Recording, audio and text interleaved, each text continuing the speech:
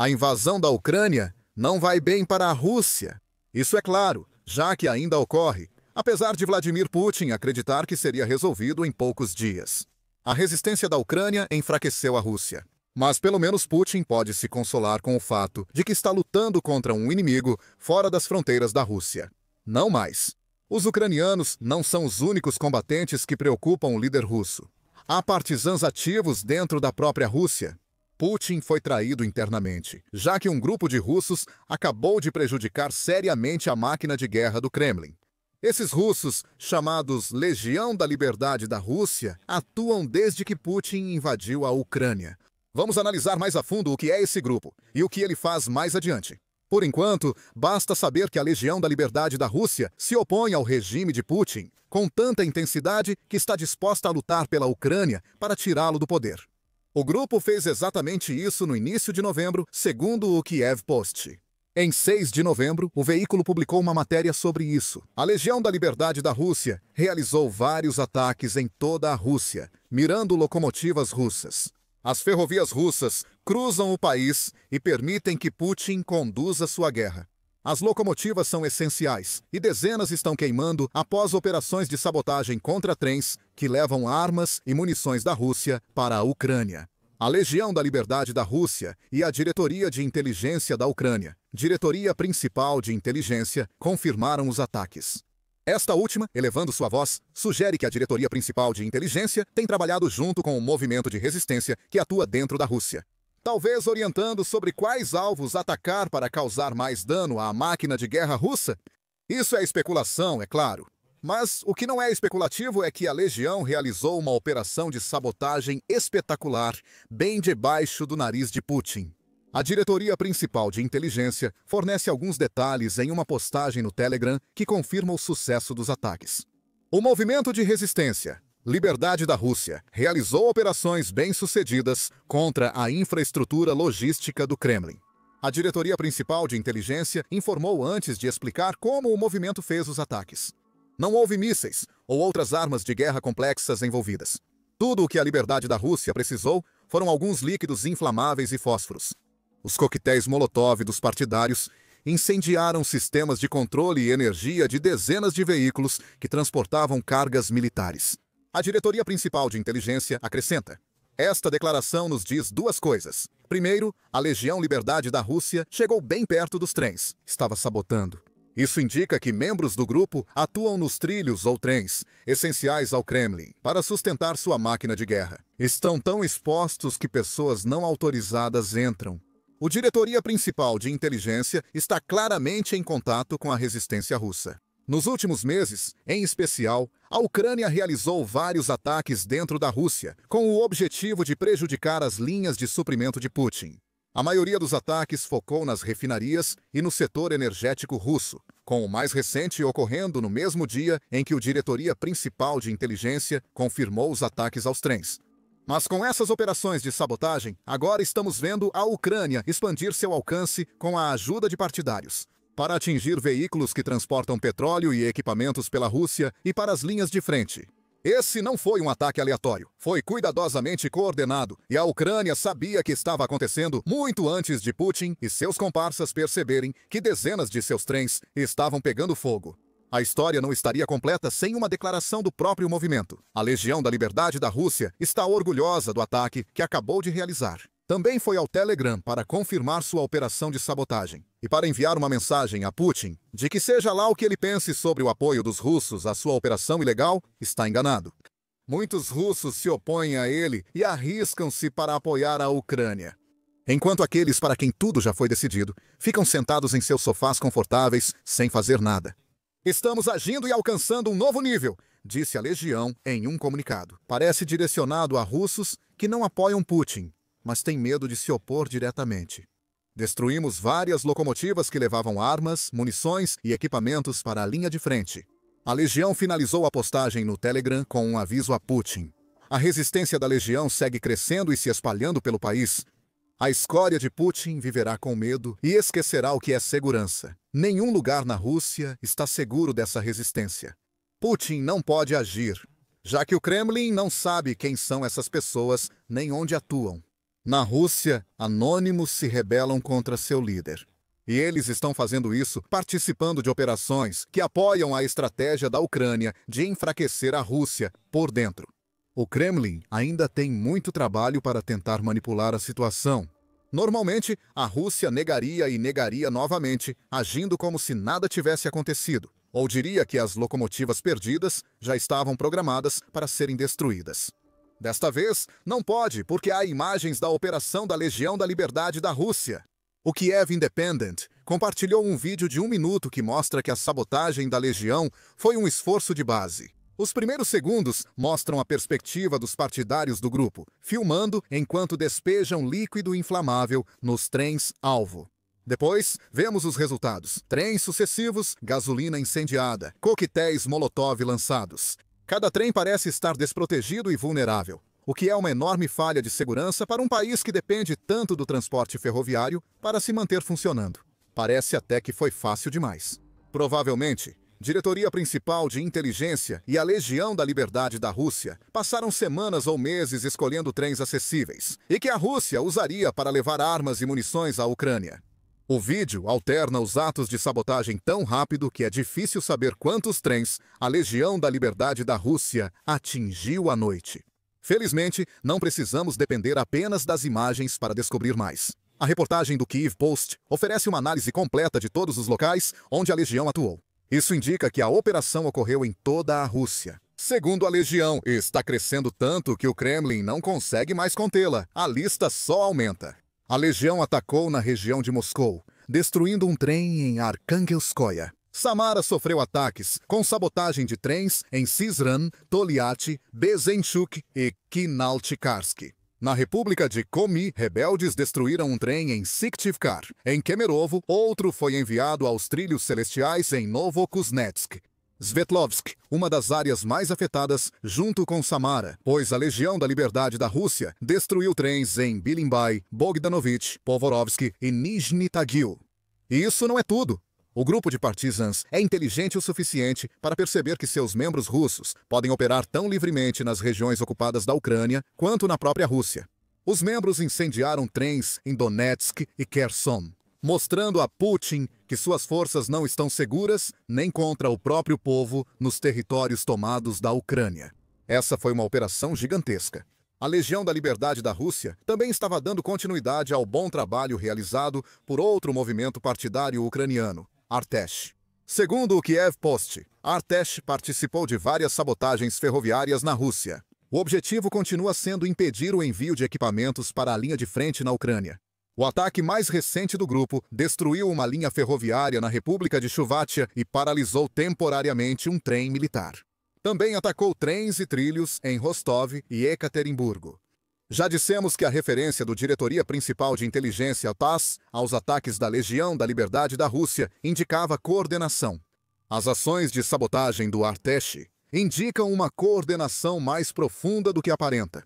Dois grupos partidários distintos miram os trilhos da Rússia com operações precisas que maximizam o dano à logística militar de Putin. Isso não é coincidência. Esses ataques não são aleatórios, mas operações militares de grupos com a missão clara de cortar suprimentos da Rússia e estão tendo sucesso. Isso não surpreende ao conhecer melhor a Legião da Liberdade da Rússia. Em junho de 2023, a Reuters fez um perfil da Legião após seus ataques em Belgorod, Rússia, em nome da Ucrânia. Diz que a Legião foi formada na primavera de 2022. Afirma que o grupo surgiu do desejo de russos lutarem nas forças armadas da Ucrânia contra a gangue de Putin. Ou seja, os membros da Legião lutariam no exército ucraniano se pudessem.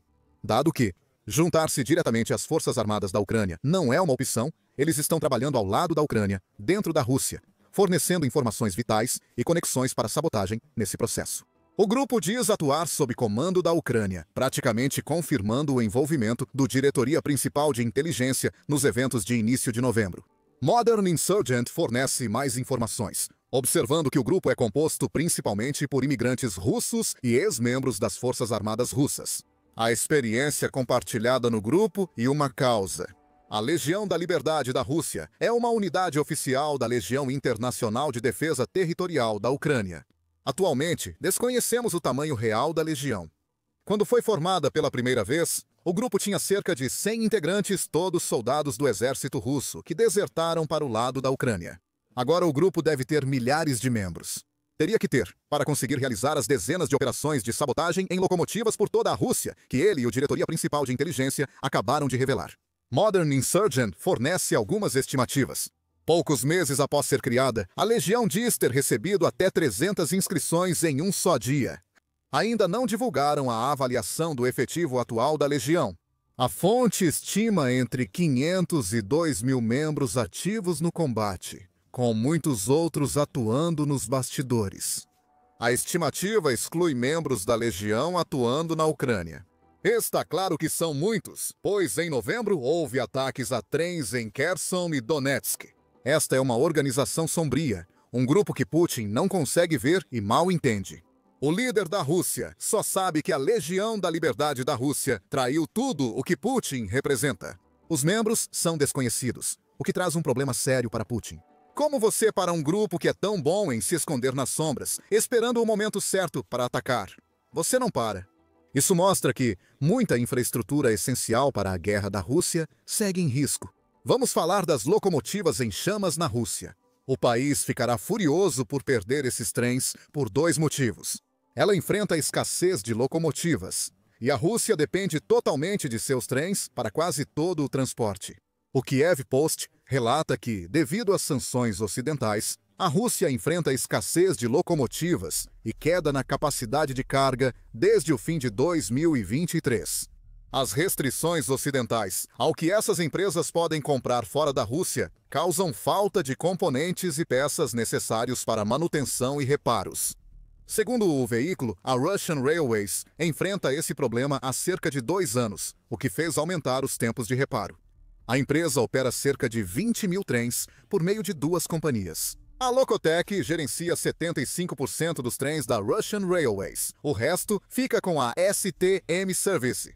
Empresas relataram dificuldades para conseguir lubrificantes, rolamentos e componentes eletrônicos por causa das sanções. E a falta de pessoal devido à mobilização piorou a situação, segundo o Kyiv Post. Parece que as maiores empresas ferroviárias da Rússia já estavam enfrentando dificuldades devido às sanções e à falta de trabalhadores. Ter seus trens destruídos além do conserto só agravaria uma situação já ruim. A Novaya Gazeta expôs toda a dimensão dos problemas ferroviários da Rússia em uma matéria de julho que afirma haver uma disfunção grave dentro do sistema ferroviário russo. Ela afirma que nos primeiros 12 meses da invasão da Ucrânia, o transporte ferroviário de mercadorias importantes, como matérias-primas, colapsou por causa das sanções ocidentais. O transporte de cargas na rede ferroviária russa caiu 4% em 2022. Ele se estabilizou em 2023, mas caiu 4% em 2024 e segue tendência parecida em 2025. Em julho, os embarques ferroviários da Rússia caíam há 20 meses seguidos, prejudicando operações internas e ligadas à guerra. Também há problemas com as equipes, muitos deles. Em meados de 2025, as ferrovias russas estavam lidando com uma escassez de 3.000 equipes de locomotivas e 2.500 engenheiros. Cerca de 200 trens ficam impossibilitados de operar em seu estoque. A empresa ainda tem um excedente de vagões, na verdade, centenas de milhares deles, mas 30.000 desses vagões agora estão parados, sem uso, na rede ferroviária da empresa. E mais podem se juntar a eles agora que a Legião da Liberdade da Rússia destruiu tantas das locomotivas que puxam esses vagões.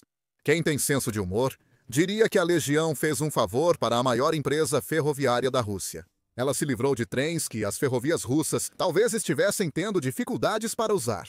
A questão é que a rede ferroviária russa enfrenta dificuldades. Para ter alguma chance de se recuperar, ela precisa de investimentos pesados em mais locomotivas, trabalhadores e infraestrutura básica. A necessidade de investimento cresce com grupos como Legião da Liberdade da Rússia e Artesh, destruindo o que a Rússia mais precisa. Tudo isso importa pelo segundo motivo pelo qual a Rússia está tão furiosa com o que o Legião da Liberdade da Rússia acabou de fazer. A Rússia depende muito de suas ferrovias, talvez mais do que se pensa. A rede ferroviária é tudo no mundo da logística russa. Como Kaspar Sukhand destacou em uma análise de dezembro de 2024 sobre a rede ferroviária russa, ele chamou essa rede de Leviatã de Ferro. Ele destacou que a Rússia possui cerca de 122 mil quilômetros, ou 75.800 milhas de ferrovias. Essa rede transporta impressionantes 90% de toda a carga da Rússia. A infraestrutura ferroviária é crucial para o esforço de guerra do Kremlin. As forças armadas russas dependem da rede para mover tropas e equipamentos, escreve Sukhand. Putin investiu pesado na ferrovia russa. A Legião da Liberdade da Rússia acabou de destruir vários desses ovos. O Leviatã de Ferro da Rússia, apesar de massivo, é muito vulnerável a sabotagens e ataques aéreos. Mencionamos anteriormente que parece estranho que ninguém estivesse disponível para impedir que a Legião da Liberdade da Rússia, os sabotadores, realizassem seu trabalho. Isso pode ser parcialmente devido à falta de funcionários mencionada antes. No entanto, o tamanho gigantesco da Rússia e, consequentemente, a vastidão de sua rede ferroviária provavelmente também tiveram um papel nisso. Já observamos como o tamanho da Rússia dificulta as campanhas de bombardeio ucranianas, segundo o Conselho Atlântico em setembro. O que antes era o maior trunfo do país, especialmente na época em que países que tentavam invadir a Rússia por terra tinham que atravessar literalmente milhões de milhas quadradas para conquistar território, agora se tornou uma de suas maiores fraquezas. Nas campanhas aéreas da Ucrânia, ficou clara a incapacidade da Rússia de defender grande parte de seu espaço aéreo. O mesmo parece valer para as 75.800 milhas quadradas de ferrovias que o país mantém. São muitas milhas para defender para um país que já perdeu mais de 114 milhões de pessoas. A Ucrânia tem muitos, centenas de milhares a mais lutando no país e está lidando com uma crise que faz sua população diminuir rapidamente. Já surgem lacunas em uma defesa que já não era abrangente. A Ucrânia aproveita essas lacunas com grupos como a Legião da Liberdade da Rússia. Somando a tudo isso, o fato de que Putin agora está sendo forçado a lidar com uma guerra que está sendo travada dentro do próprio país dele. A Legião da Liberdade da Rússia é um dos grupos anti-Putin mais ativos no país, segundo a Euromaidan Press. No entanto, está longe de ser o único com o qual Putin teve que lidar. Já houve rebelião antes, mais notavelmente em 2023, quando os mercenários do Wagner se rebelaram contra Moscou e tomaram o Oblast de Rostov-no-Don. Esses mercenários estavam prestes a marchar sobre Moscou antes que a rebelião fosse sufocada. Mesmo assim, essa insurreição mostrou uma das maiores dissidências contra a liderança de Putin, que cresce durante a guerra na Ucrânia. Agora, os rebeldes da Rússia estão na clandestinidade e lutando nas sombras. A Newsweek destaca que a Legião da Liberdade da Rússia é apoiada por grupos como o Corpo de Voluntários Russos, Batalhão Siberiano e Artesh. Putin já enfrenta dificuldades com o exército ucraniano. Isso está muito longe do colapso total que ele esperava que acontecesse anos atrás. Com grupos internos lutando contra ele, a paranoia de Putin tende a crescer. Afinal, esses são apenas os grupos que estão ativamente lutando contra o presidente da Rússia. Quantos no país se opõem a Putin e à invasão da Ucrânia? É uma pergunta para a qual Putin talvez nunca receba uma resposta precisa, e isso só vai alimentar ainda mais sua paranoia. Apesar de ainda estar envolvida em uma guerra de desgaste com a Ucrânia, que não mostra sinais de acabar tão cedo, a Rússia simplesmente não consegue se controlar. O ódio de Vladimir Putin pela OTAN e sua expansão faz com que ele divida o foco entre a Ucrânia e o restante da Europa alinhada e a aliança. Agora, ele intensifica seu desejo de destruir a OTAN. O país mais recente a entrar na mira de Vladimir Putin é a Bélgica, que faz parte da aliança da OTAN desde 1949. A Rússia está fazendo algo sinistro nos céus da Bélgica, e isso está deixando tanto a Bélgica quanto o restante da OTAN em alerta. Desde novembro, a Rússia teria enviado drones ao espaço aéreo belga. Em 3 de novembro, a British Broadcasting Corporation (NOM) relatou a terceira incursão em 3 dias, destacando drones próximos a uma base militar belga perto da fronteira com a Holanda. O ministro da Defesa da Bélgica, Theo Franken, foi evasivo ao ser perguntado sobre os responsáveis pelas incursões. "Tenho algumas ideias, mas serei cauteloso", disse ele. A operação com drones por 3 dias foi tão profissional que só resta uma resposta provável: Rússia. Além dos drones perto da base de Klein-Brogel, a British Broadcasting Corporation diz que outros veículos aéreos não tripulados foram vistos nas bases militares de Leopoldsberg e Marchand-Fermand, na Bélgica. Drones também foram avistados perto de vários aeroportos belgas. Isso não é um caso de um entusiasta deixando um drone escapar acidentalmente. Esses drones sobrevoam bases militares e aeroportos por uma razão. Quem quer que esteja controlando esses drones está tentando causar o máximo de perturbação possível e, potencialmente, aprender alguns segredos no processo. E as incursões de drones continuam acontecendo. Enquanto estávamos criando este vídeo, saiu a notícia de que vários aeroportos belgas foram obrigados a suspender voos devido à presença de drones nas proximidades. Os aeroportos de Bruxelas e Liege foram fechados por um curto período em 6 de novembro, segundo o Brussels Times, mas os voos já foram retomados. Esse é mais um caso para adicionar à lista de incursões de drones que aconteceram ao longo da semana, o que nos mostra que nada disso é acidental. Putin está envolvido, embora Franken não tenha afirmado isso, em 3 de novembro. O que Franken estava disposto a dizer na época é que as incursões na base de Klein-Brogel tinham todas as características de uma operação de espionagem aérea. Segundo a Euronews, o ministro da Defesa da Bélgica afirmou que os drones chegaram em 2 ondas. A primeira onda tinha drones pequenos para testar as frequências de rádio dos serviços de segurança da Bélgica. A segunda envolvia drones maiores, enviados para desestabilizar a área e as pessoas. Após revelar essas informações, Franken se recusou a identificar quem considera responsável. Mas ele acrescentou ainda mais evidências ao afirmar que essas incursões fazem parte de uma operação russa. Como ele observou que os bloqueadores da Bélgica não impediram os drones, o bloqueador não funcionou, porque eles testaram nossa frequência de rádio e mudaram de frequência. Eles têm frequências próprias. Um amador não sabe fazer isso, disse Franken.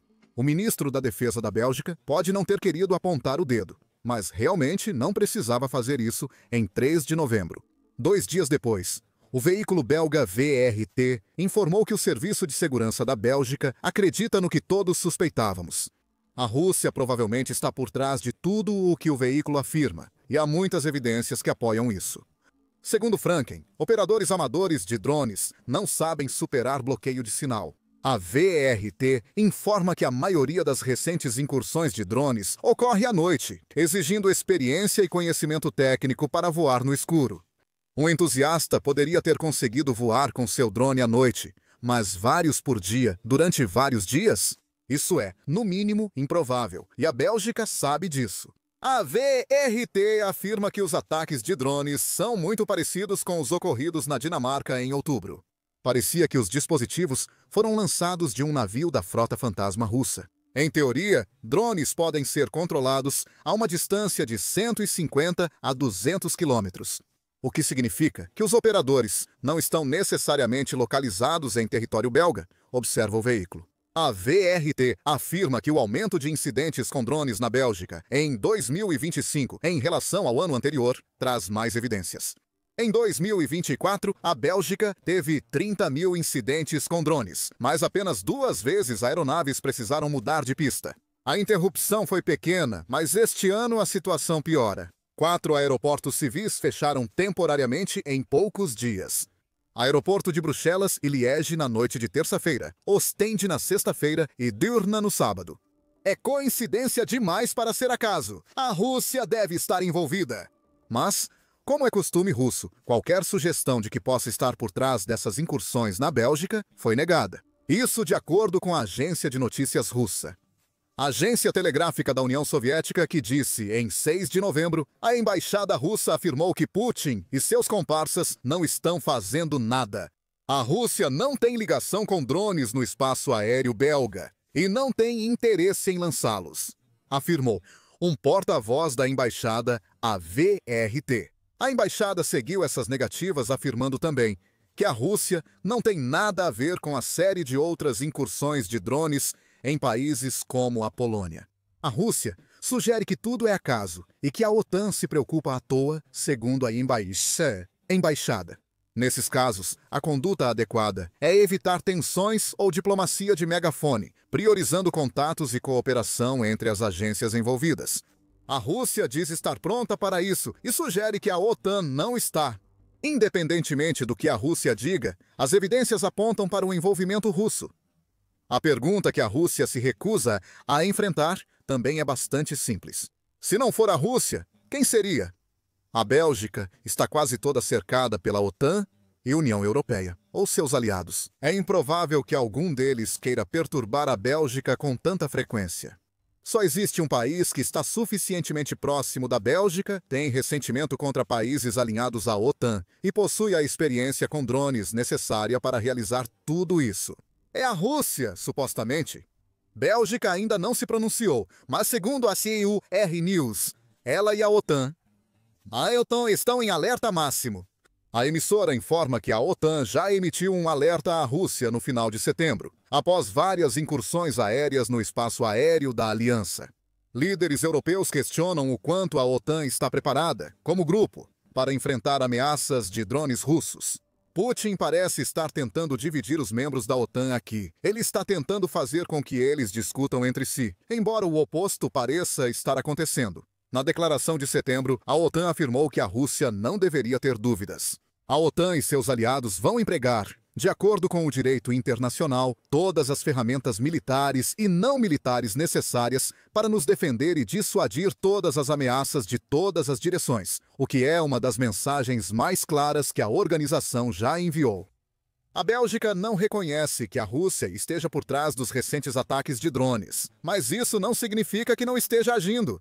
O Guardian informou em 6 de novembro que o Conselho de Segurança Nacional da Bélgica preparava uma reunião de emergência. Ainda não sabemos os resultados da reunião, mas o fato de acontecer já demonstra isso. A Bélgica considera esses drones um problema de importância nacional. Presumivelmente, o Conselho vai discutir tópicos que incluem o que fazer em relação aos drones e se devem tornar isso público. Com suas óbvias suspeitas de que a Rússia está por trás de todas essas incursões, teremos que esperar para ver. Enquanto fazemos isso, a pergunta óbvia a se fazer é: por quê? Se a Rússia envia drones ao espaço aéreo belga, o que a motivaria a agir assim? A resposta óbvia parece ser que Putin continua tentando testar a OTAN. Ainda assim, existem outros motivos para a Bélgica chamar a atenção do presidente russo. Pegue como exemplo alguns comentários estranhos que Putin fez em março de 2024. Naquele mês, Putin afirmou de forma extraordinária que a Bélgica existe graças à Rússia. Em um discurso no Festival Mundial da Juventude em Sochi, o líder russo disse que a Bélgica apareceu no mapa mundi como um estado independente, graças em grande parte à Rússia e à sua posição. Ele comentou isso a um participante belga, segundo o Brussels Times, que logo contestou a afirmação. O jornal destaca que durante a Revolução Belga, a Rússia apoiava os Países Baixos e tentava conter os rebeldes belgas que buscavam independência. A verdade é o contrário do que Putin diz. Os comentários causaram estranheza na Bélgica, não por serem falsos, mas por lembrarem o tipo de coisa que Putin diz. Antes e depois de invadir a Ucrânia, o líder russo tende a distorcer a história para justificar suas ações. Sobre a Ucrânia, Putin chegou a publicar um ensaio, no qual afirmava que ucranianos e russos são um só povo, o que era basicamente uma forma velada de dizer que todos os ucranianos são, na verdade, russos. Ele ainda afirmou que ucranianos, russos e bielorrussos descendem todos de um estado maior que ele chama de Antiga Rus. Isso já parece justificar a invasão de Putin. Claro, a história da Ucrânia, segundo Putin, é distorcida. E o mesmo vale para as afirmações dele sobre a Bélgica. Nada disso significa que a Rússia está se preparando para lançar uma invasão à Bélgica, como fez com a Ucrânia. Mas quase parece que Putin tentou afirmar isso. A Rússia afirmou ter criado a Bélgica, sugerindo que o país deveria ser grato e que poderia ser desfeito pela Rússia, da mesma forma. Além dessas reclamações históricas, outro motivo para os drones russos na Bélgica pode ser mais simples. Vingança depois que a Rússia enviou drones para o espaço aéreo polonês. Em setembro, o Ministério das Relações Exteriores da Bélgica convocou o embaixador russo Denis Gonchar. De acordo com a agência telegráfica da União Soviética nessa reunião, a Bélgica acusou a Rússia de uma violação deliberada do espaço aéreo de um membro da União Europeia. Acrescentou que a Rússia parecia intensificar sua campanha contra a União Europeia e a OTAN. Você pode imaginar como a Rússia teria reagido a tudo isso, considerando que sua posição oficial ainda é de que não está envolvida em nenhuma dessas incursões. A rápida resposta da Bélgica, com acusações e condenações, pode ter colocado o país no radar de Putin, supondo que já não estivesse em sua mira. Putin também observará atentamente o possível papel da Bélgica no uso dos ativos russos congelados pela União Europeia. Líderes da União Europeia discutem criar um programa para o bloco tomar emprestado entre 161 e 213 bilhões de dólares de ativos congelados. Ajudar a Ucrânia já irrita Putin, mas a Bélgica é um dos poucos na União Europeia que resiste. A Bélgica não apoiou o empréstimo na última cúpula da União Europeia. Expressou preocupação de que o Fundo Monetário Internacional retire o apoio ao país caso não haja concessão. A Bélgica parece preocupada com a legalidade do empréstimo e em ser pressionada a seguir o restante da União Europeia, quando não se sente à vontade para fazer isso. Isso é ótimo para Putin, e ele sabe. A belga Euroclear possui parte do dinheiro congelado, o que mostra que a relutância da Bélgica favorece a Rússia. Por que a Rússia enviaria drones para a Bélgica? Talvez Putin queira ameaçar. Ele pode querer mostrar à Bélgica que, se mudar de posição, enfrentará isso daqui para frente. Opinião sobre empréstimo da União Europeia com ativos congelados. O União Europeia. Observer afirma que a Euroclear colocou seguranças para proteger seu conselho executivo de espiões russos. Os drones indo para a Bélgica podem ser mais uma forma de Putin pressionar uma nação da União Europeia, que expõe suas divisões. Sobre a questão dos ativos congelados, mencionamos anteriormente a divisão. Esses drones podem ser a estratégia de Putin para assustar os belgas e manter o bloqueio dos ativos congelados. Por fim, há um motivo óbvio para as incursões de drones que já mencionamos várias vezes no vídeo. A Rússia tenta assustar mais a OTAN do que a Bélgica. O número e a natureza das incursões no espaço aéreo belga indicam que não são coincidência. As muitas outras incursões em países da OTAN que drones vêm fazendo nos últimos meses são os últimos pregos no caixão das alegações da Rússia de que não está envolvida.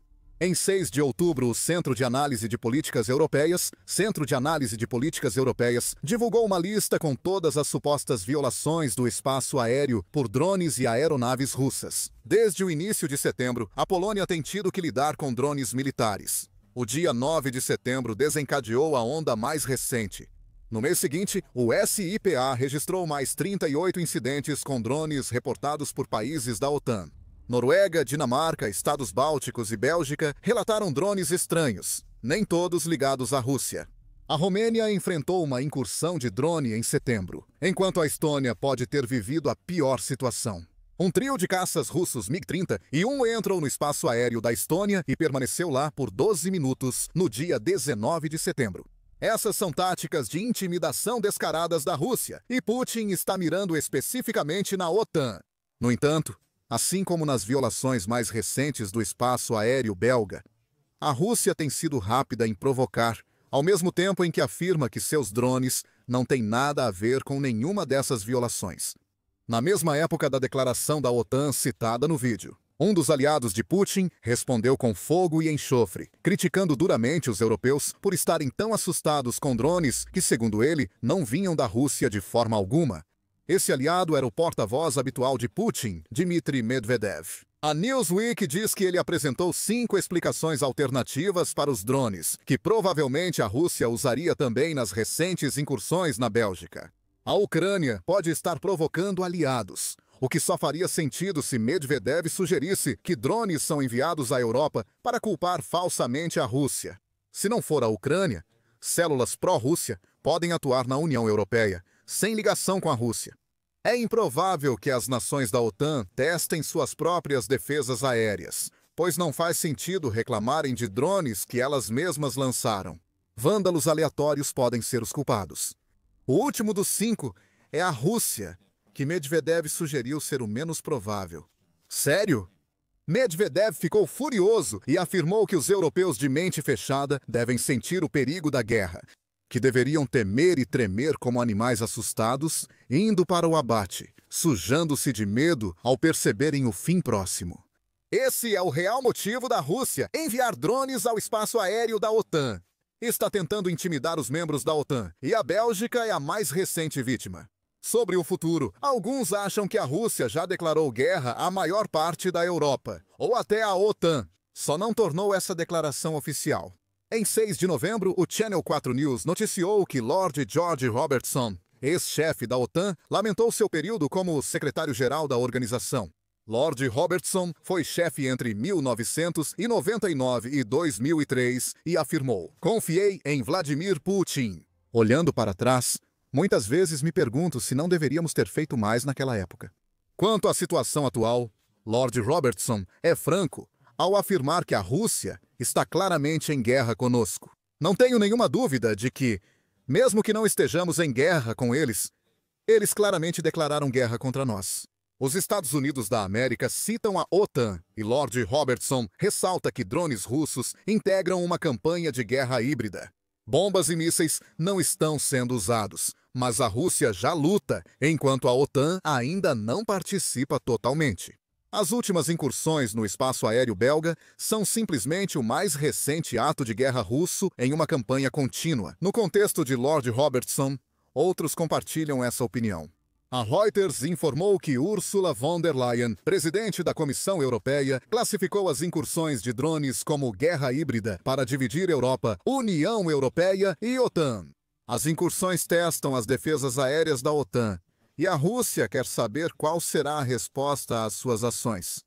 Outros países da OTAN, já impactados por drones russos, estão agindo. A ABC News relata que tanto a Polônia quanto a Romênia estão implantando novos sistemas de armas projetados para combater drones russos. Ambos utilizam o sistema americano de defesa contra drones Meropes. Portátil em caminhonete, o sistema identifica e localiza drones. Ele usa inteligência artificial para superar bloqueios que drones tentam usar para evitar serem derrubados pelo sistema. A Dinamarca, também alvo dos drones russos, implantará o Meropes, segundo a ABC News. A Bélgica ainda não chegou a esse ponto. Aguardamos o resultado da reunião do Conselho de Segurança Nacional. Só podemos especular sobre a resposta do país às ações da Rússia em seu espaço aéreo.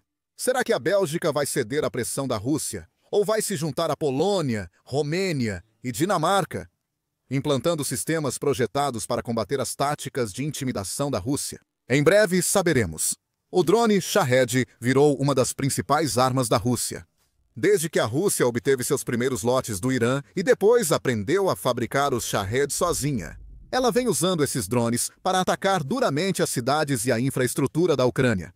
Os Shahed são baratos, fáceis de lançar, e como a Rússia ocupa cerca de 19% da Ucrânia, podem ser lançados do próprio território ucraniano. Esses Shaheds precisavam ser combatidos e a Ucrânia acabou de dar um golpe mortal neles. Uma base de linha de frente russa, usada para armazenar dezenas de drones, Shahed foi engolida por uma enorme bola de fogo, enquanto a Ucrânia ataca com força os Shaheds em seu próprio território. Isso é de acordo com o Kiev Post, que informou em 6 de novembro que as forças de sistemas não tripulados da Ucrânia realizaram um ataque que atingiu uma grande base usada para armazenar drones russos localizada em Donetsk. Essa região é onde os combates na Ucrânia são mais intensos, com a Rússia controlando cerca de 75% do Oblast, em um avanço lento e desgastante que já dura tanto quanto a guerra na Ucrânia. Putin deseja Donetsk e, com grande parte do Oblast sob controle russo, usa o território capturado para lançar ataques devastadores de drones contra o restante da Ucrânia. Destruir os drones em Donetsk era prioridade. A Ucrânia já fez isso. Robert Madyar-Brovdi, comandante das forças de sistemas não tripulados, foi um dos primeiros a confirmar o sucesso do último ataque da Ucrânia. Ele usou o Telegram para fornecer alguns detalhes, afirmando: "Criar esse alvo complexo exigiu trabalho meticuloso por meses, montando pequenas peças. Na noite passada, foi executado com os meios de ataque apropriados das tropas de mísseis e das forças de operações especiais. O Kiev Post acrescenta que Brovdi disse que a base atingida pela Ucrânia armazenava, equipava e lançava drones Shahed. Segundo ele, graças à Ucrânia, a base não existe mais. E Brovdi diz ter imagens que comprovam isso. Um vídeo de 17 segundos postado no Telegram mostra uma explosão massiva seguida de um estrondo ensurdecedor. Isso sugere que a Ucrânia usou algo diferente de seus drones para esse ataque. Enquanto fogo e fumaça sobem ao céu, fica claro que a Ucrânia atingiu algo grande. algo explosivo. Brovdi diz que era uma instalação de drones Shahed, embora o Kiev Post destaque que não conseguiu verificar as imagens de forma independente. Talvez nem precise. O tamanho da explosão já pode ser prova suficiente. O canal do Telegram Dossiê de Espião revelou mais detalhes sobre como a Ucrânia realizou o ataque devastador. Afirma que a Ucrânia usou drones e mísseis de cruzeiro no ataque, mas não detalha os tipos. Pelo tamanho da explosão no vídeo de Brovdi, é provável que o novo drone FP-2 da Ucrânia tenha sido usado. Esse drone foi projetado especificamente para permitir que a Ucrânia ataque posições russas na retaguarda, atrás das linhas de frente. Ele carrega uma ogiva de 230 libras de grande impacto. Na última semana, a Ucrânia fez vários ataques com esse novo drone. Descubra como a Ucrânia usou o FP-2 para destruir uma unidade de drones de elite da Rússia em seu território, assistindo ao nosso vídeo. Militani traz mais detalhes, mas não informa quais drones e mísseis a Ucrânia utilizou. Ele diz que os drones da Ucrânia, sejam quais forem, conseguiram alcançar uma taxa de sucesso de ataque de 90%. Isso prova que as defesas aéreas da Rússia são inexistentes ou ineficazes em instalações cruciais, sendo incapazes de lidar com as novas armas ucranianas. A Ucrânia identificou uma vulnerabilidade na base de armazenamento de Shahed da Rússia. Aproveitou intensamente a noite antes de 6 de novembro, e quando dizemos intensamente, é realmente intensamente. A Rússia perdeu muitos drones após o ataque ucraniano, segundo seus relatórios. A United 24 Media diz que o depósito de drones destruído abrigava impressionantes 1000 Shaheeds, ou, como os russos chamam sua versão, drones Garanduis. O local também guardava cerca de 1.500 ogivas, provavelmente usadas em drones russos, lançados contra a Ucrânia a partir de Donetsk. Isso é relevante pela quantidade de drones e ogivas na base. A Rússia preparava um grande ataque aéreo contra cidades ucranianas ao alcance de seus Shaheeds desde Donetsk. Esses ataques não ocorrerão agora e pode levar semanas para a Rússia enviar mais Shaheeds a Donetsk para usá-los em novos ataques. A Ucrânia ganhou fôlego com seu ataque noturno de drones. A destruição dos Shaheeds mostra o prejuízo financeiro que a Ucrânia causou à Rússia, segundo o relatório sobre o ataque ucraniano. O jornal Express calcula que Shaheeds e ogivas destruídos custam cerca de 60 milhões de libras ou 788 milhões de dólares. Vamos contextualizar esses números. Um artigo calculou a eficácia dos drones Shahed da Rússia contra a Ucrânia. O CSIS estimou que um drone Shahed fabricado pela Rússia custa cerca de 35 mil dólares para ser produzido.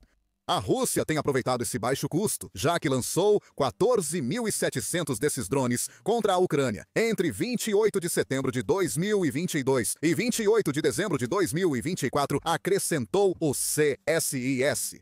Mesmo com uma taxa de acerto inferior a 10%, o CSIS acrescenta que os Shaheeds estão se mostrando muito econômicos para a Rússia. No entanto, eles só podem ser econômicos se conseguirem decolar. E foi exatamente isso que a Ucrânia acabou de impedir. Destruir 1000 Shaheeds russos a 35 mil dólares americanos cada, soma 35 mil dólares americanos ons. Se os números do Express estiverem corretos, isso significaria que a Rússia, de alguma forma, tem cerca de dólares dos Estados Unidos, dólares 75 milhões, em ogivas armazenadas na base. Algo não faz sentido, principalmente se essas ogivas seriam usadas nos Shaheeds. Essas ogivas poderiam ser para mísseis russos, o que elevaria muito seu custo.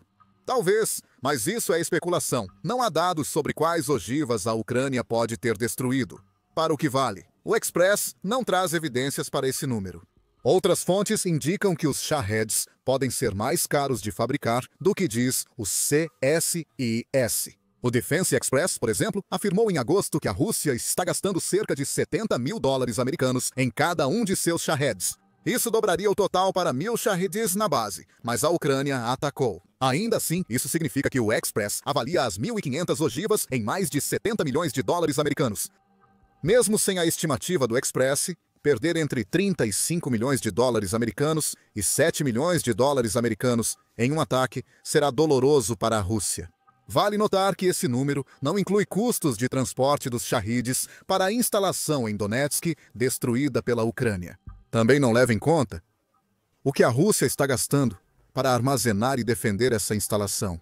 É possível que, ao adicionar esses custos tangíveis, a perda de 1.000 Shahids sozinha tenha custado à Rússia algo mais próximo de 10 milhões de dólares. O custo das ogivas é somado, como uma cereja em um domingo em chamas que a Ucrânia forçou Putin a engolir. Há uma ressalva: os 1.000 Shahids e 1.500 ogivas são apenas o que se sabe que a Rússia mantinha em Donetsk. Isso não significa necessariamente que a Ucrânia conseguiu destruir todas elas em seu ataque de novembro. Mesmo que nem todas tenham sido destruídas, é provável que a Ucrânia tenha afetado bastante os estoques de Shahids da Rússia. Como sabemos disso? O Estado-Maior das Forças Armadas da Ucrânia afirmou no Facebook que houve mais explosões na instalação de Donetsk, na Rússia, além das causadas por drones e mísseis ucranianos. Segundo o controle objetivo, houve explosões e uma forte detonação secundária no local, informou o Estado-Maior. Isso faz sentido. Um local de armazenamento de ogivas tende a sofrer várias explosões pela natureza do material guardado. Drones e mísseis da Ucrânia provocaram uma reação em cadeia de explosões. Isso pode ter eliminado todo o estoque de Shahids e ogivas da Rússia. Uma análise mais detalhada do sucesso do ataque pode vir em breve. Outra unidade militar ucraniana também confirmou que o ataque em Donetsk foi bem sucedido. O Kiev Post informa que as Forças de Operações Especiais da Ucrânia, Forças de Operações Especiais, também comentaram o ataque. Na noite de 5 de novembro, Forças de Operações Especiais atacaram uma base usada para armazenar, equipar e lançar drones Shahed em Donetsk ocupada. Segundo Forças de Operações Especiais, a infraestrutura militar inimiga ficava no antigo aeroporto internacional. Esta é a segunda vez que citam o aeroporto de Donetsk, evidenciando uma das estratégias da Rússia. Segundo o Kiev Independent, em agosto, a Rússia está convertendo grandes áreas ocupadas da Ucrânia em bases militares para aumentar o sofrimento do país. Aeroportos comerciais são alvos óbvios. Eles já possuem hangares, pistas de pouso e edifícios que podem ser usados como depósitos, mesmo que esses edifícios não sejam reforçados segundo padrões militares. O veículo cita o Aeroporto Internacional de Donetsk como exemplo principal. O Kiev Independent informou que o aeroporto estava abandonado há mais de 10 anos. Isso indica que a Rússia precisou se esforçar mais para tornar o aeródromo utilizável como base. Com imagens de satélite da Planet Labs, o Kiev Independent confirmou uma construção sobre as fundações do antigo aeroporto. Meses antes do ataque à Ucrânia, o que a Rússia construiu não ajudou. Segundo o fundador do projeto ucraniano de inteligência de código aberto, Kiba Boroshno Vadim Lushko, isso não surpreende. Esta é a infraestrutura improvisada. Garagens para armazenar e lançar drones kamikaze Shahed. Além das principais instalações de lançamento, eles criam engodos e locais de lançamento falsos, disse Shlushko. O uso da palavra improvisada provavelmente já nos diz tudo o que precisamos saber. A base que a Ucrânia acabou de atingir não era uma base militar completa. Pode muito bem ter sido apenas um conjunto de galpões e armazéns erguidos às pressas que simplesmente pegaram fogo. A Ucrânia não vai se importar com o tipo de construções que a Rússia fez no aeroporto desativado de Donetsk. Ela vai se importar com os até 1.000 Shahids e 1.500 ogivas que a Rússia não poderá mais lançar contra a Ucrânia, a partir da Donetsk ocupada. A noite de 5 de novembro foi terrível para a Rússia, dentro da Ucrânia ocupada. Se você pensou que a Ucrânia pararia após destruir um depósito de Shahids, está enganado. A Ucrânia não esqueceu as refinarias de petróleo que atacou repetidamente com drones nos últimos meses. Em 6 de novembro, completou a destruição dos Shahids de Donetsk na Rússia, com outro ataque a uma refinaria. Isso vai alimentar a crise do petróleo que está assolando a Rússia. Segundo o Kiev Independent, explosões atingiram a refinaria de petróleo de Volgogrado, na Rússia, provocando vários incêndios. A refinaria é uma das maiores da Rússia, com capacidade de 157 milhões de toneladas, respondendo por 56% do refino no país. A Ucrânia não só privou a Rússia de uma de suas armas mais importantes, mas também atingiu novamente sua produção de gasolina, diesel e combustível de aviação. Os militares russos devem continuar lutando a guerra de Putin. A instalação atingida pela Ucrânia fica a cerca de 480 quilômetros das linhas de frente, segundo o Kiev Independent. Diferente do ataque em Donetsk, a Rússia comentou sobre este. O governador de Volgogrado, Andrei Botarov, disse que um civil de 48 anos morreu após ataque ucraniano à refinaria. Isso não foi confirmado de forma independente. Como sempre, a Rússia tenta evitar citar a refinaria incendiada. Ataques ucranianos às refinarias afetam fortemente a capacidade de combate russa. No início de outubro, a imprensa noticiou que a Ucrânia destruiu 38% da capacidade de refino russa. A Fundação Carnegie afirma que, em agosto e setembro, a Ucrânia atacou 16 das refinarias da Rússia. Essas 16 refinarias juntas têm capacidade anual de 123 milhões de toneladas de petróleo. Isso equivale a 38% do total máximo da Rússia, de 327 milhões de toneladas. Há uma ressalva: os 38% consideram todas as plantas operando totalmente e ataques ucranianos capazes de fechá-las. Segundo a Fundação Carnegie, nenhum dos dois ocorreu, então 38% pode ser superestimado, mas isso não importa muito. Os ataques constantes da Ucrânia às refinarias ainda foram suficientes para causar um grande impacto na produção de combustível da Rússia. O impacto é tão grande que várias regiões russas enfrentam falta de gasolina, com preços altos e restrições nos postos. A Fundação Jamestown diz que a produção de gasolina russa caiu quase 25% em setembro. E os ataques de drones da Ucrânia são o motivo disso. A Ucrânia tem atingido cada refinaria individualmente várias vezes, dificultando que a Rússia conclua os reparos enquanto sofre com o peso das sanções do Ocidente. Então, a Ucrânia deu um golpe duplo na Rússia, de 5 a 6 de novembro. Ao atacar Donetsk ocupada, a Ucrânia destruiu muitos drones russos usados contra cidades ucranianas. Depois, atacou outra refinaria, ampliando o sofrimento da população e causando mais danos ao exército russo. Foram dias bem produtivos para nós. O dia 5 de novembro foi crucial para a Ucrânia, pois a Rússia intensificou ataques com Shahed em 2025. Em 4 de novembro, a Sky News resumiu os grandes ataques de drones russos à Ucrânia em 2025. O principal dado é que a Rússia lançou 303% mais Shaheds e outros drones contra a Ucrânia nos primeiros 10 meses de 2025 do que em todo o ano de 2024. Esse aumento de 303% equivale a um total de 44 mil Shaheds e variantes de Shahed lançados contra a Ucrânia até o final de outubro. Mais desses drones também estão atingindo seus alvos. A Ucrânia destruiu 64% dos drones em 2025, ante 68% em 2024. Os Shaheds mataram ao menos 494 civis entre janeiro e setembro, segundo a Sky News. Isso mostra que a Rússia não usa drones só contra alvos militares. Ele aterroriza intencionalmente os ucranianos e parece satisfeito em matar civis. O Kiev Independente e o RBC Ucrânia destacam que os Shaheds russos estão ficando cada vez mais perigosos. Em maio, o primeiro relatou que os Shaheds da Rússia agora podem atingir velocidades de 380 a 400 km por hora, ou 236 a 248 mph. Eles também estão sendo equipados com ogivas de 90 quilos, o que significa que podem carregar até 198 libras de força explosiva. A Rússia tem feito melhorias. O aumento dos ataques de drones contra a Ucrânia piora, porque os drones de 2025 são mais potentes que os usados pela Rússia em 2024. No fim de outubro, o RBC Ucrânia destacou o perigo dos novos drones Shahed ao citar comentários do presidente Volodymyr Zelensky. Em certos casos, os Shaheds ficaram mais perigosos que mísseis balísticos. Podemos interceptar um míssil balístico onde houver sistema Patriot. Para derrubar tantos Shaheds a essas altitudes, precisamos usar todos os recursos, disse Zelensky. Ele realmente quer dizer tudo também. Drones interceptadores, helicópteros, F-16 e defesas aéreas em terra compõem o arsenal ucraniano contra os Shaheds russos. E se as coisas já estavam ruins durante boa parte de 2025, os últimos meses vão ficar ainda piores.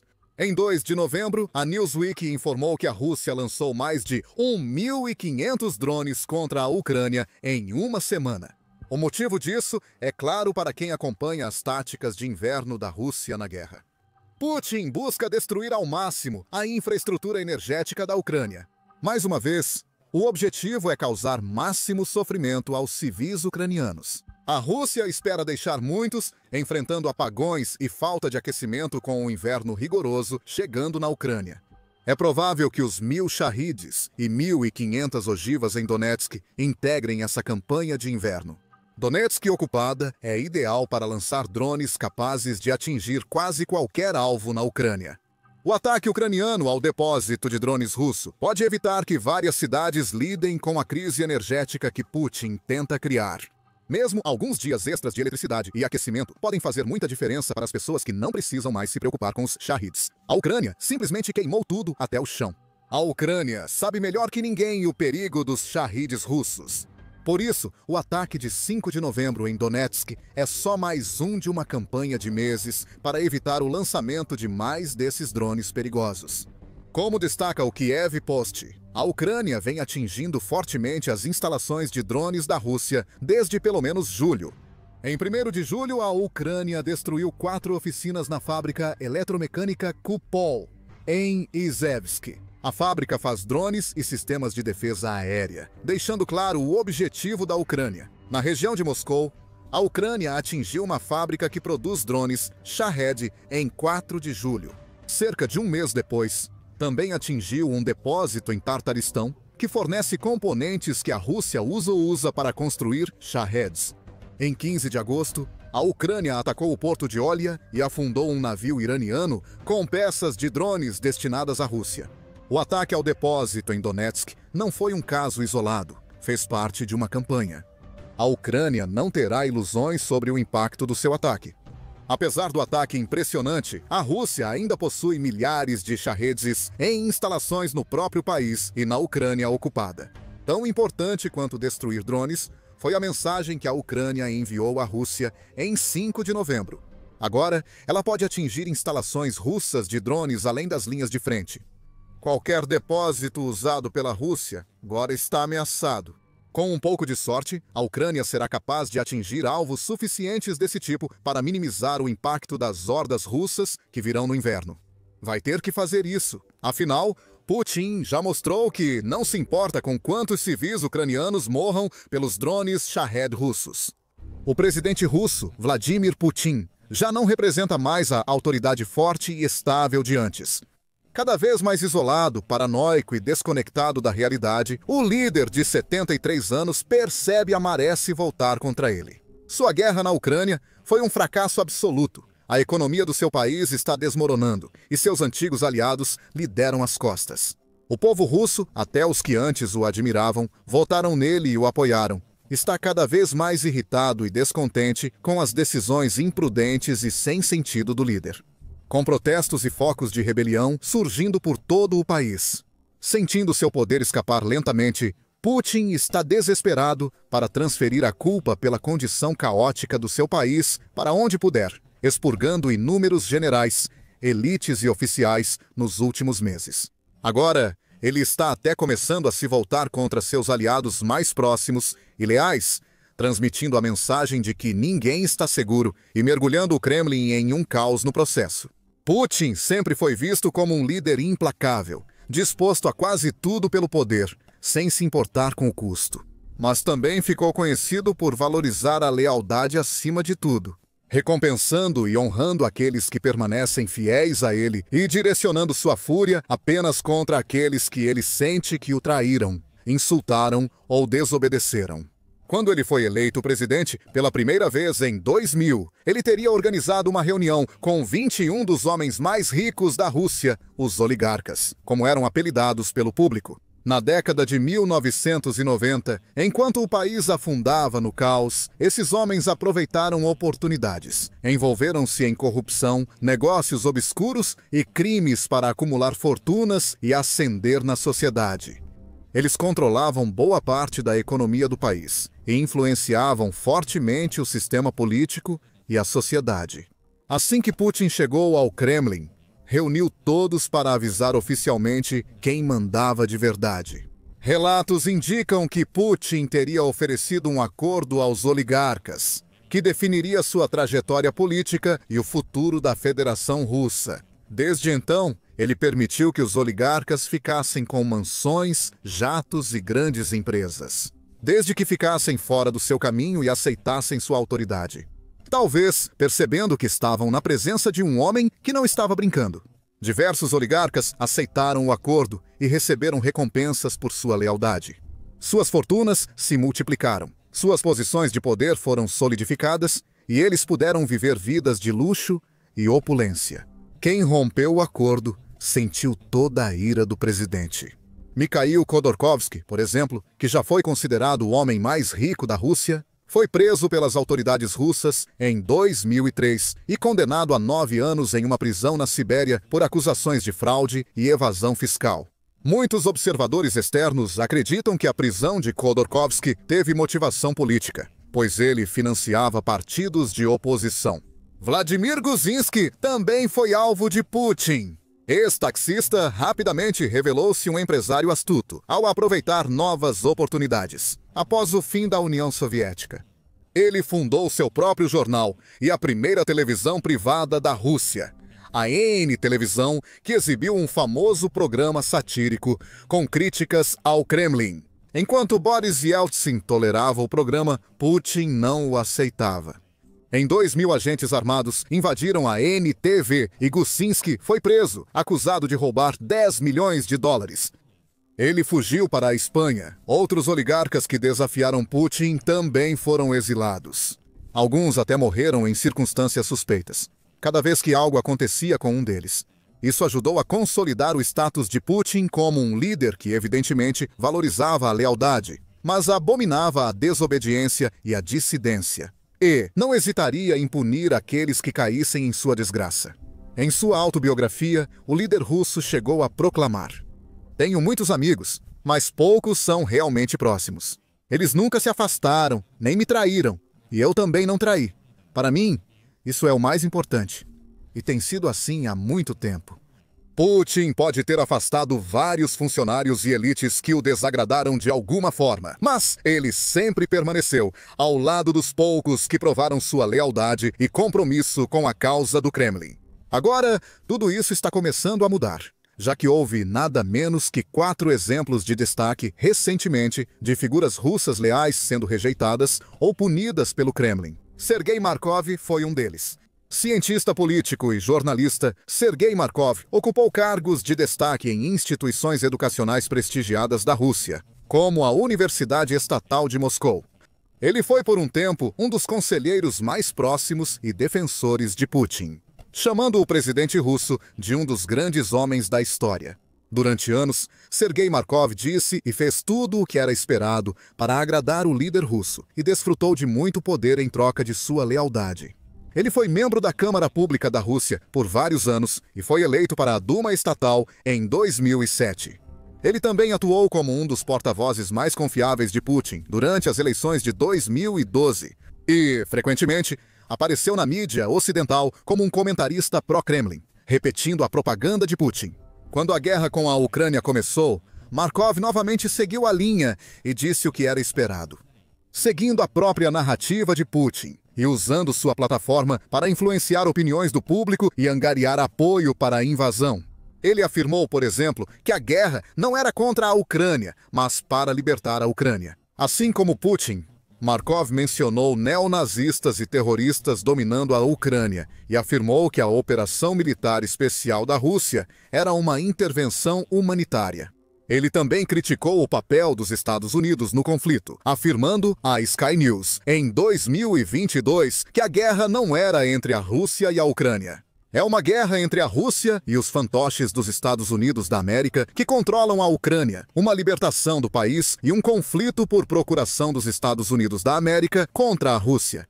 Acreditamos que o governo ucraniano não é independente e está sob controle total da Comunidade de Segurança dos Estados Unidos da América. Markov serve fielmente a Putin há anos. Em 22 de agosto deste ano, ele foi oficialmente declarado agente estrangeiro pelo Ministério da Justiça da Rússia.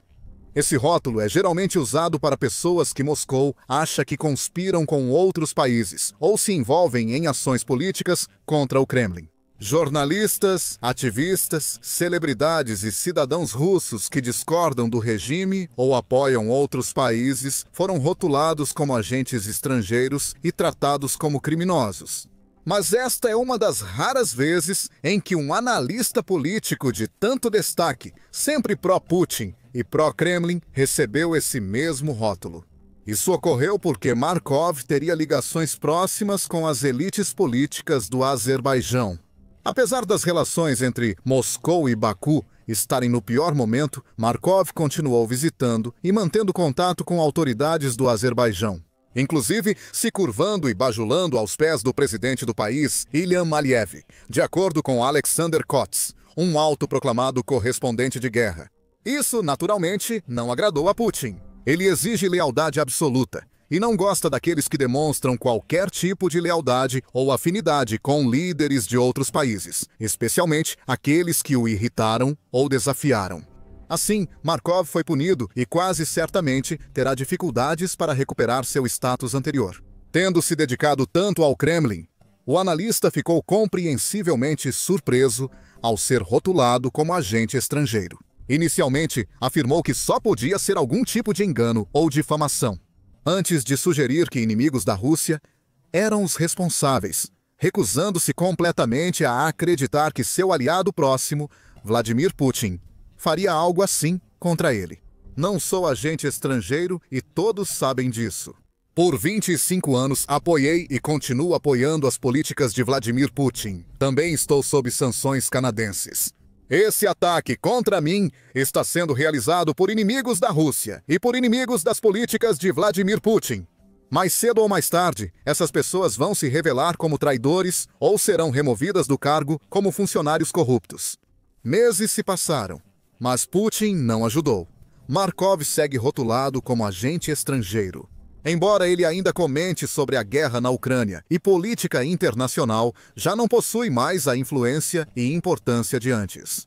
Roman Aliokin é outro nacionalista russo pró-Putin que jamais teria sido exposto a cair na lista de agentes estrangeiros. Natural de Kursk, na Rússia, fronteira com a Ucrânia, Aliokin foi policial. Antes de entrar para os negócios e depois encontrar sua vocação na mídia, ele comprou vários veículos de comunicação em Kursk e desenvolveu um forte público online, com mais de 150 mil seguidores no Telegram. Desde o início da invasão da Ucrânia, em 2022, ele passou a postar regularmente sobre o conflito e arrecadar fundos para quem está na linha de frente. Em novembro de 2022, ele assumiu como chefe da Organização Regional de Voluntários. Nós estamos juntos. No verão de 2024, ele chamou a atenção do Kremlin e foi nomeado conselheiro do governador de Kursk, Alexei Smirnov. Então as coisas começaram a dar errado. Primeiro, Smirnov foi preso por supostamente desviar 1 bilhão de rublos que deveria ser usado para construir fortificações defensivas ao longo da fronteira com a Ucrânia. Aliokin logo renunciou ao cargo e, pouco depois, foi acusado de usar doações destinadas à guerra para comprar um carro de luxo para si. Em março de 2025, Aliokin anunciou que se alistou para lutar com o batalhão Armad, participando de uma operação para retomar partes da região de Kursk das forças ucranianas. Após estas cruzarem a fronteira e controlarem cidades e assentamentos russos. Em 2024, ele fez grandes declarações sobre feitos heróicos no campo de batalha, mas logo anunciou a rescisão do contrato militar. Após isso, Aliokin foi mais investigado, com um vídeo seu viralizando nas redes sociais russas, onde fala abertamente sobre lavagem de dinheiro. O Ministério do Interior da Rússia abriu uma investigação oficial sobre o caso. E, em setembro deste ano, Aliokin foi oficialmente declarado agente estrangeiro. Assim como Markov, ele ficou chocado e incrédulo com a notícia, usando o Telegram para expressar sua opinião. Aliokin afirmou em uma longa postagem que jamais recebeu financiamento de outro país e que ser chamado de agente estrangeiro era absurdo. Ele disse que foi sancionado pelo presidente ucraniano, Volodymyr Zelensky. Sempre se dedicou a apoiar as tropas russas na linha de frente e nunca trairia sua pátria ou o povo russo. Mesmo assim, seu nome permaneceu na lista de agentes estrangeiros. Agora, ambos devem declarar que são agentes estrangeiros sempre que publicam online. Eles enfrentam restrições financeiras severas e provavelmente serão evitados por grupos e personalidades que não querem essa associação. Mesmo que Aliokin fosse culpado de corrupção, isso não teria feito tanta diferença. No passado, Putin e o resto de seus colegas do Kremlin, Minadeisi, ficaram famosos por fechar os olhos para atos de corrupção e outros crimes, desde que os autores demonstrem níveis suficientes de lealdade. Houve uma época em que alguém como Aliokin teria sido recompensado por suas ações, honrado com cargos cada vez mais importantes e autorizado a viver com luxo e conforto, enquanto desempenhava o papel que o Kremlin queria que ele desempenhasse. Em vez disso, ele, como tantos outros, foi afastado e descartado. Tatiana Montian, advogada, jornalista e blogueira pró-Rússia, nascida na Ucrânia, recebeu punição ainda pior. Nascida em Kerch, na península da Crimeia, Montian cursou Direito na Universidade Estatal de Moscou e, ao se mudar para Kiev, tornou-se cada vez mais ativa em casos políticos de destaque. Ela se opôs aos protestos do Euromaidan em 2013, por exemplo, e defendeu figuras controversas como o blogueiro pró-Rússia Ruslan Kotsuba e a militante neonazista Vita Zavaruka. Antes da guerra, Montian teria deixado a Ucrânia para a Rússia, tornando-se figura conhecida nas TVs e vídeos online russos, apoiando a invasão de seu país e a morte de seus compatriotas. Mas não importava quanta propaganda pró-Putin ela divulgasse ou quantas vezes aparecesse na Russia Today, controlada pelo Kremlin. Em 27 de outubro, Montian foi considerada não só agente estrangeira, mas também terrorista e extremista pelo governo russo. Esse é um dos rótulos mais severos que o Kremlin pode aplicar, geralmente reservado para aqueles que considera seus inimigos mais perigosos. O Kremlin não detalhou o que Montian fez para merecer tal classificação, embora ela tenha sido investigada por desvio de dinheiro arrecadado para as forças da linha de frente. Montian também comentou sobre crimes de guerra e desordem na linha de frente. Isso pode ter irritado os funcionários do Kremlin a ponto de agirem contra ela. De todo modo, como Aliokin, esse incidente não teria ocorrido anos atrás. Quando a guerra começou, por exemplo, Putin e os funcionários do Kremlin, sem dúvida, ficaram entusiasmados ao ver alguém como Montian do lado deles. Uma propagandista pró-guerra nascida na Ucrânia, que servia para justificar a invasão como justa e necessária. Normalmente, ela poderia esperar uma vida confortável e segura em Moscou, ascendendo no poder. Talvez até sendo premiada com seu próprio programa de televisão ou um cargo de apresentadora em uma importante rede de notícias. Tudo isso enquanto desfrutava do apoio e respaldo do próprio presidente. Agora ela enfrenta um grande processo criminal. As contas bancárias dela foram congeladas e ela está sob total vigilância do Estado, com um futuro muito incerto pela frente. O quarto aliado leal a Putin, o mais famoso e influente, teve recentemente uma queda repentina e drástica em seu status. O chanceler russo Sergei Lavrov. Sergei Lavrov é um dos principais protagonistas da guerra e dedicou toda a sua vida a servir sua pátria. Ele entrou para a política na década de 1980, tornando-se vice-diretor e depois diretor do Departamento de Organizações Internacionais do Ministério das Relações Exteriores, antes de assumir cargos de poder cada vez mais altos. Sergei Lavrov tornou-se representante permanente da Rússia na Organização das Nações Unidas e em 2004 ministro das Relações Exteriores, cargo que ainda ocupa. Ele ainda não foi incluído em nenhuma lista de agentes estrangeiros, rotulado como terrorista ou algo tão dramático assim, pelo menos por enquanto. Mas rumores e relatos sugerem que sua influência dentro do Kremlin está se deteriorando drasticamente. Ele faltou notavelmente a uma reunião do Conselho de Segurança da Rússia em 5 de novembro. O porta-voz de Putin, Dmitry Peskov, anunciou que Lavrov foi substituído como chefe da delegação russa na próxima cúpula do G20. Peskov afirmou especificamente que o próprio Putin tomou essa decisão, sugerindo claramente algum tipo de desentendimento entre o presidente e um dos membros mais antigos de seu governo. Repórteres acreditam que o status em declínio de Lavrov está ligado às recentes negociações fracassadas entre o ministro das Relações Exteriores e o secretário de Estado dos Estados Unidos da América, Marco Rubio. Em 20 de outubro, eles conversaram por telefone, com Rubio tentando organizar um encontro entre Putin e o presidente dos Estados Unidos da América, Donald Trump. Apesar do aparente sucesso da ligação, os Estados Unidos da América logo cancelaram a reunião presencial entre Lavrov e Rubio e depois o encontro entre Putin e Trump. Funcionários do Kremlin culpam Lavrov pelo rompimento nas relações entre Rússia e Estados Unidos da América. O homem, antes com posição inabalável, agora corre sério risco de isolamento político ou até perda do cargo que ocupa desde 2004. Esses casos isolados, por si só, podem não significar muito. Mas, juntos e combinados com outros incidentes menores envolvendo blogueiros pró-Putin, generais, elites e autoridades, todos sendo afastados de seus cargos ou até mesmo presos. Nas últimas semanas e meses, está claro que algo mudou dentro do Kremlin. Putin não está mais respeitando e honrando aqueles que lhe mostraram lealdade ao longo dos anos. Ele está punindo até mesmo seus aliados mais próximos, no momento em que eles saem da linha.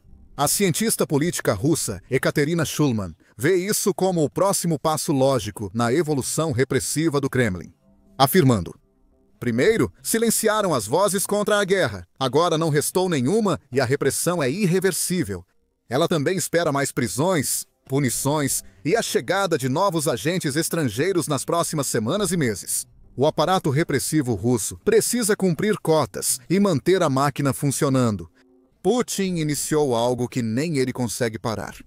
Não satisfeito em apenas prender e eliminar seus inimigos políticos, agora ele está indo atrás daqueles que, para todos os efeitos, são seus aliados. Quanto mais isso continuar, mais caótico vai se tornar.